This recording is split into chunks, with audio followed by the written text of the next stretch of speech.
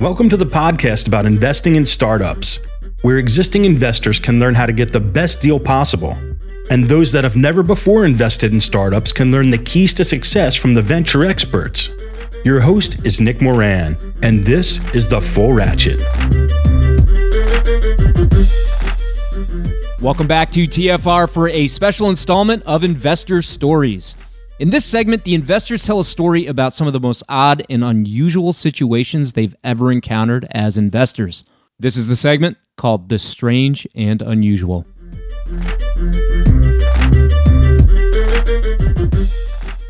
On today's special segment, we have Steve Glickman of Develop Advisors.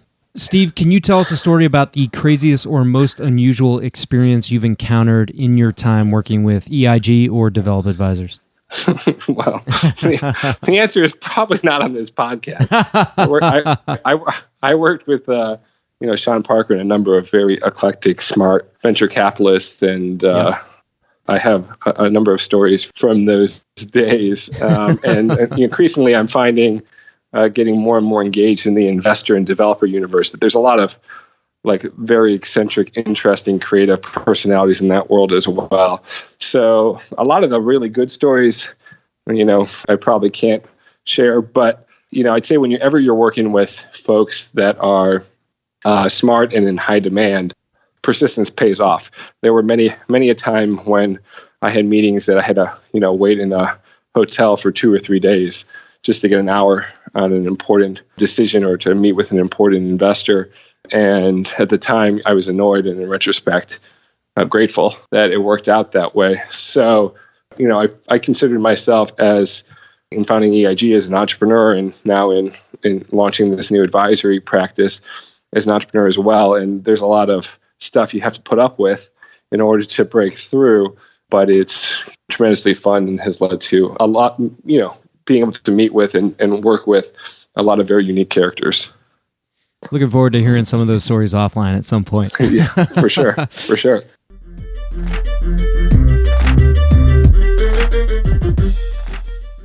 On today's special segment, we have Craig Wortmann of Pritzker Group Venture Capital. Craig, can you tell us a story about the craziest situation or experience you've encountered? We had a call with an entrepreneur, and my colleague Carter and I did this call, and it was the most interesting call I did in 2018. Carter was asked to evaluate an e-commerce company. And I wanted to tag along for exactly the reasons I was just suggesting. I wanted to learn some of the questions that he would ask around e-commerce. And he's just a fun person to spend time with and always interesting. So I asked if I could join. And of course he said, yeah, of course you can join. And we got on this call. It was late in the day. It was not under ideal circumstances. I think Carter was driving. And I was sitting actually in my family room at my home in Evanston, sitting on the couch, unbeknownst to the entrepreneur. And this very young entrepreneur just stunned me with his gift of storytelling. And I will tell you just the beginning of the story because I don't want to reveal too much here, but he got on the phone and we did the niceties, and Carter was in charge of the call. So I just said, hi to him and said, hey, I'm just following along and I'll pepper you with a couple of questions, but it's really Carter's, call. And I'm just here as an add-on. And he was very gracious about that. And we did the little thing. And then, we asked the inevitable question. So tell us about yourself. And here's what this guy said. He started it by saying, 3 years ago, my cat died. And I was devastated, like any pet owner would be. He was a young cat. He was seemingly very healthy. And I walked around in a funk for a couple of weeks because I just couldn't quite get my head around that it had happened. And then I got mad and I started trying to figure out why this happened. And I was talking to a number of vets and just exploring it. And I realized that I came to the understanding that cats are very stoic animals. They're unlike dogs who wear their emotions on the outside. You always know what you're getting from a dog, but a cat is a different beast. They wear their emotions on the inside. So they can literally be riddled with a terrible disease and you would never, ever know it until they drop dead. And I resolved to solve this problem. And that's exactly what I've done. Wow. And I will stop, Nick, with the rest of the story. I use that story now because I was so stunned by his both willingness to open the emotions right off the bat. And I can tell you, because I've talked a lot about this with Carter, he and I, we were both, Carter had pulled off the road. I was literally locked on my rug, staring straight down, just listening with a high level of intensity. In about 5 minutes, I mean, maybe I'm a little bit of hyperbole here, but in about 5 minutes, we had fallen in love with this guy. Wow. And I just love that example because it shows that he understood the problem. He gave us his why within a minute. And he wasn't afraid to tell that story rather than just saying, here's how I'm going to do this business model. And here's the Tam, Sam, and Sam and blah, blah, blah. He came at it a fundamentally different way.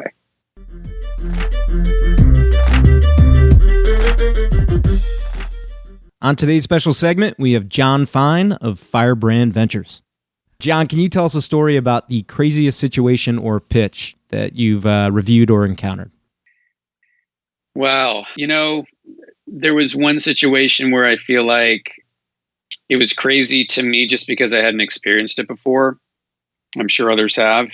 And it was just a situation where it wasn't a pitch. It was a situation where the founder reneged on a deal. And I was shocked when it happened, felt really betrayed, and the weird part was I had spent a good amount of time with this founder, thought I had gotten to know him, and I obviously had not, and that was on me. But yeah, I signed the investment docs, and he later came back and said, this isn't valid anymore. We're significantly boosting the valuation. And it wasn't like an oversubscribed round or anything like that. He just decided that he was going to increase the valuation. I'm sure, crazy stuff like that will happen again down the line. But it was because it was the first time it had happened to us. It just kind of stuck in my head. And I don't know that there was anything that could have been done about it other than, spending even more time with this founder and feel like maybe getting to know him a little bit better. But yeah, I mean, it's kind of shocking the first time it happens. It's certainly not indicative of founders in general. That was the only time we've still had it happen to this day. But it wasn't great. It wasn't a great experience for us. Well, especially if you're signing the docs, you feel like the paperwork is on the table and it's at a certain price. I think I know the founder you're talking about because we've had a similar experience, and it's a bit unnerving. Yeah, and like I said, I mean, it's not a situation where if a founder significantly oversubscribes a round, I'm completely open to bumping up the valuation. I think that's only fair if it's a significant oversubscription. But again, like this wasn't the case. I think he just decided, hey, I have enough interest where, I'm just going to change my mind and, increase the valuation even after folks have signed the documents. Mm-hmm. So, not a great thing for the founder, right? He obviously, he burned a bridge with us, which may not be a big deal, but he's probably not just doing that with us. He's probably doing it with other folks as well. And so obviously not a great precedent to set and not good for his business. Yeah, I think it would be different if the founder says, yeah, we're taking X amount up to this cap and then we're revisiting the cap, but it doesn't sound Absolutely. Yeah, and it sort of underscores the incredible importance of communication through that whole fundraising process on both sides, right? And that's the one thing we really try to impress upon any founders that we're seriously evaluating is, hey, let's keep in close touch. Like, you keep us posted, we'll keep you posted. Every step of the way, if something changes, let the other party know. And I just think that goes a long way towards coming to a good conclusion, whether you end up investing or not. And it's like any other relationship, right? Like communication is key. And, no one wants to be, sort of left in the dark and then surprised at the end that something's completely different. So those are the founders who really enjoy working with, have great communication skills. I just find that it builds a good foundation for the relationship. Couldn't agree more.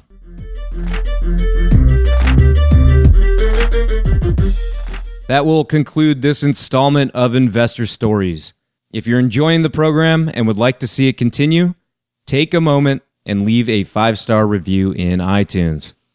Also, if you'd like updates on new content from TFR, as well as the top 10 VC articles every week, go to fullratchet.net and sign up for the newsletter.